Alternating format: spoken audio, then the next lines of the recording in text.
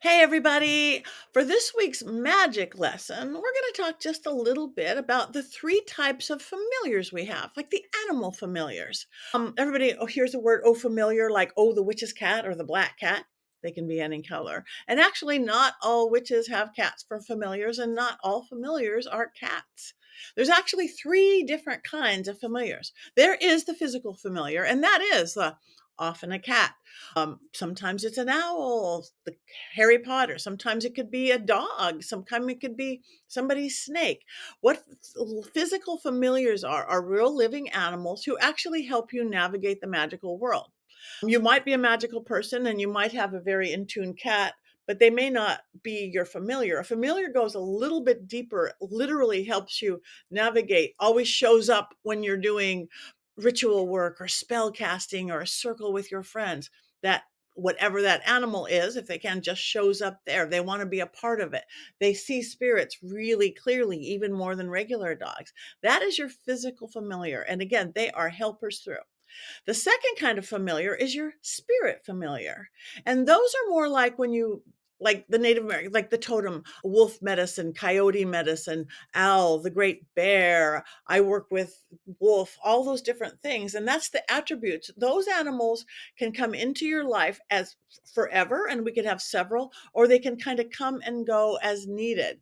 Literally, think of your totem. Like all of a sudden, if wombats are in your wombats are in my life. Wombats are in your life a lot. Kind of look up, what does the wombat medicine mean to you? It's either something that's kind of really explaining who you are and what you're developing, or often what you are needing right then. Like coyote, all of a sudden coyote is showing up. That thought, you're having dreams with coyote, seeing pictures. Maybe you need that trickster, the trickster magic and of what coyote is, or the strength of wolf. So that is the second kind, the spirit. And the third kind of familiar is a created familiar. And those are the ones that we actually create ourselves. Like again, in traditional British craft, instead of putting their familiar, inviting their familiar into their cat or dog, because cats don't always listen, they put it into a skull. Not a living skull. It doesn't have to be a living skull. It could be a crystal skull. It could be a formed plastic skull, because it has eyes and ears and you could talk to it. I have one called Oscar, and there is a real spirit, and he helps navigate from the spirit world, not physical. My favorite one, though, is the dragon. Most of you who know me know I am a dragon girl. I think a created spirit of dragon is what everybody needs in this modern time, because dragons, whether you believe they're fire breathing animals or not, doesn't matter. The spirit of dragon is magic because they can fly between heaven and earth, which means they live at the crossroads. And those of you who know magic know the crossroads is where magic happens. So my favorite kind of created spirit is a dragon. Now, these are these famous, like less than $1 dragons that I have all over the world with very important people sitting next to their bed or on their altar or next to their computer so they remember. So I'm going to just do a real quick how to create your own spirit dragon, or my method of doing so, because then it's really going to be a worker bee for you, different than a spirit guide, different from your familiar. This dragons will go out and do things for you as you need them. So get yourself a dragon. Again, it could be a fancy, beautiful crystal one or a statue one. I'm really excited by they're making 3D little dragons, and they wiggle and they're cute and they're great. So it could be cute, it could be beautiful, it could be spooky, whatever you want. So get yourself your dragon. You're going to give it a name. He, she, it, gender fluid, whatever you want. I'm going to go with Puff. Puff the magic dragon. You want to give your dragon a job. I like personal assistant. In my experience, who doesn't need one for one? But then they could also do something different every day. Now, some people want to have a few dragons. This is my health dragon. This is my money dragon. This is my career dragon, whatever that is. But honestly, one dragon can do everything if it's your personal assistant.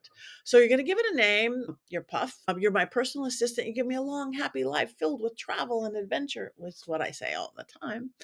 I do believe, since you are creating a spirit, to give it an end date, like not until the end of the world, because I don't know, in a million years, you might be somebody else or want something else or be reincarnated or moved on to the pearly gates.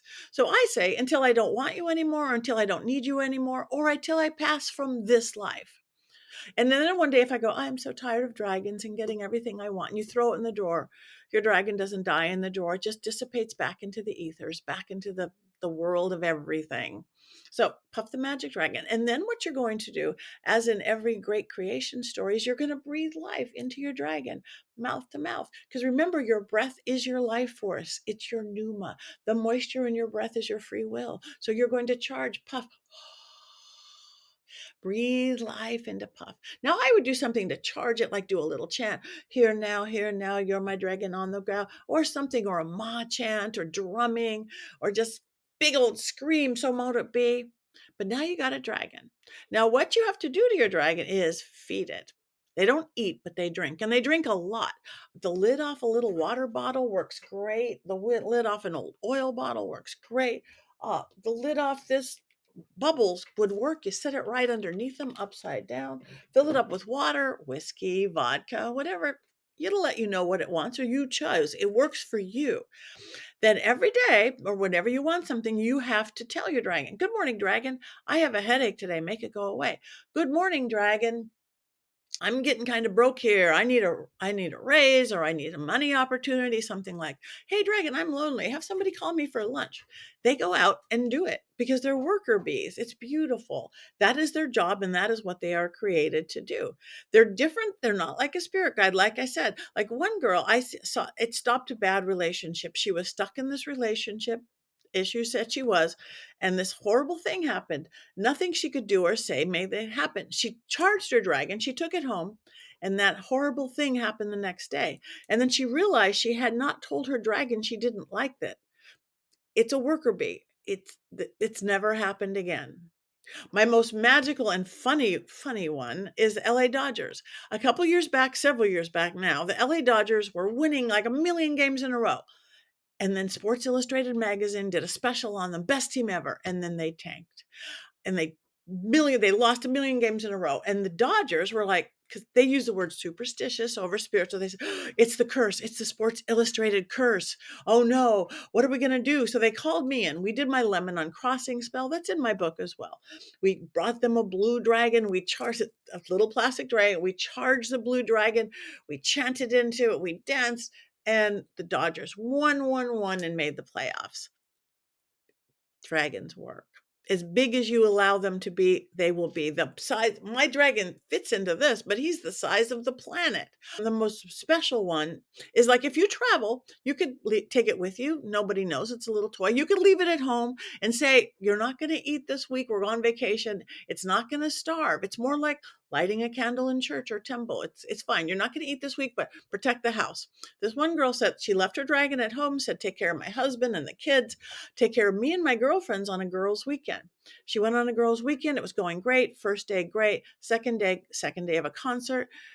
She grabbed her two girlfriends and she said, my dragon said we have to leave now. And everybody's like, are you crazy? Whoever's on stage, we paid a lot for these tickets. You have a dragon? She drugged them out. Seconds later, that horrible massacre at Mandalay Bay happened right where they were standing. She said her dragon saved her. Her dragon had a physical voice, leave now. So she dragged her girlfriends out. So your dragon might have an outside voice, or it might have an inside voice, like when we work our mediumship. I think I should turn left here, but get yourself a dragon. Best personal assistant you could ever have. They are magical and they bridge the worlds between the heavens and the earth. That's one familiar. So your cat, your owl, your dragon. Go out and make magic.